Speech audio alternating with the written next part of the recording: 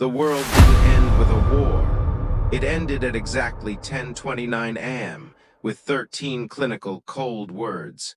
Chief Magistrate Alexander Hol, the most powerful legal figure in the nation, resigned. No explanation, just a resignation so abrupt it froze the entire government in its tracks. But here's what they aren't telling you on the news. Powerful men with lifetime appointments don't just walk away unless something catastrophic is about to surface. You are watching the opening chapter of the biggest constitutional earthquake in modern history. And it all started with one woman they called a non-factor. Buckle up, because what you're about to hear isn't a theory. It's the forensic blueprint of how our justice system was hijacked. Hit like and smash that subscribe button and press that bell icon. You're going to want to hear every word of this. Section 1, The Anomaly. Meet Mariana Vega. A freshman legislator, most commentators dismissed her. They thought she was just another face in the crowd. But Vega wasn't looking for headlines. She was looking at data. She noticed a pattern in the Grand Tribunal's rulings. Every high-value case involving multinational blocks and foreign syndicates seemed to tilt in one specific direction. Legal scholars called it interesting. Political pundits called it coincidence. But Vega didn't believe in coincidences. She launched a covert forensic mission, hiring former intelligence analysts and financial cryptographers. Their goal? To follow the money where no one else dared to look. Section 2. The 19-minute discovery. In the 7th month of her investigation, Vega's team did something unprecedented. They fed a massive data set into a custom-built analytics engine, a tool designed to map money laundering networks in hostile states. Within 19 minutes, the system flagged 147 suspicious sequences. 147 cases where a multi-billion-dollar ruling was followed, within 48 hours, by massive, untraceable transfers of capital. Every single one showed the same pattern, a ruling worth billions, a sudden transfer, and shell firms tied back to the same clusters of interest. It wasn't just corruption, it was a mathematical impossibility. Vega wasn't just chasing smoke anymore, she had found the fire. Section 3, The Dark Architecture. Vega realized the truth. The tribunal hadn't been hacked. The doors had been opened from the inside.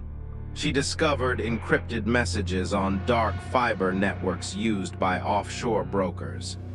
These weren't names of cases, they were internal court codes. Messages like, CN 482 cleared, transfer window 24H, execute bundle. These messages were sent before the rulings became public. Someone inside the tribunal was selling the future. Foreign entities were trading on judicial secrets, shaping entire sectors of the economy before the world even knew the law had changed. This crossed the line from bribery into pure espionage. Section 4. The silent extraction. Then came the panic. As rumors of Vega's dossier began to leak, the architecture began to react. We aren't talking about loud politicians. We're talking about the quiet power. The legal consultants, the offshore managers, the clerks who never appear on TV. A leaked 42-page memo from a firm called Shardstone Strategies surfaced. It listed judges and officials as compliance assets. Rulings weren't influenced, they were scheduled. And then, they began to vanish. Analysts, consultants, and executives started disappearing from the public eye. Offices were emptied overnight. Hard drives were wiped. This wasn't a retreat, it was an extraction. The system wasn't dying, it was relocating. Section 5, the global spiderweb. The moment this investigation crossed international borders, everything changed. Journalists in 3 different countries discovered the same fingerprints. Small law firms tied to private trusts. Corporate acquisitions that made no sense. Foreign intelligence agencies were no longer worried about the judges. They were worried about the client. If the highest court in the land could be bought, who was the ultimate buyer?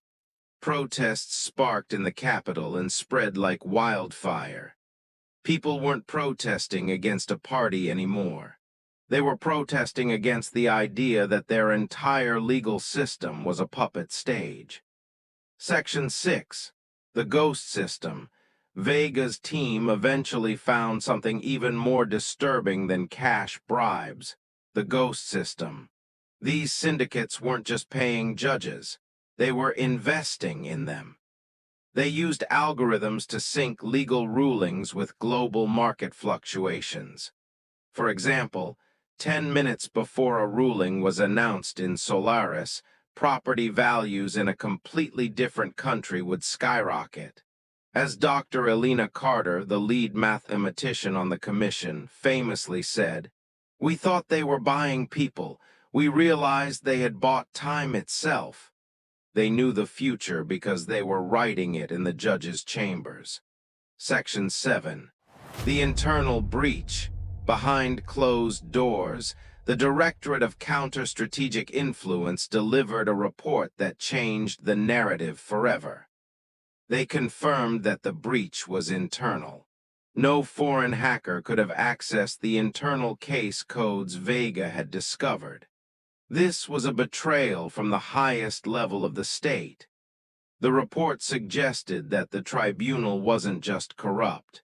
It had become a vulnerability in the nation's defensive architecture.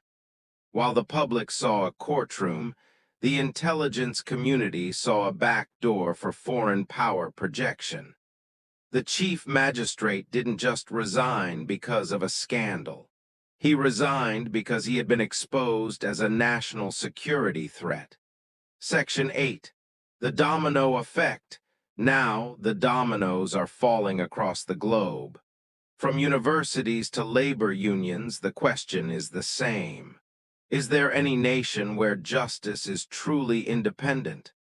The Solaris scandal has become a mirror for every democracy. We are standing at a crossroads where the old systems are breaking, but the new ones haven't been built yet. The Vega Dossier proved that the law is only as strong as the people who guard it, and right now, the guards have left their posts. The investigation is still moving. Every day, a new name surfaces.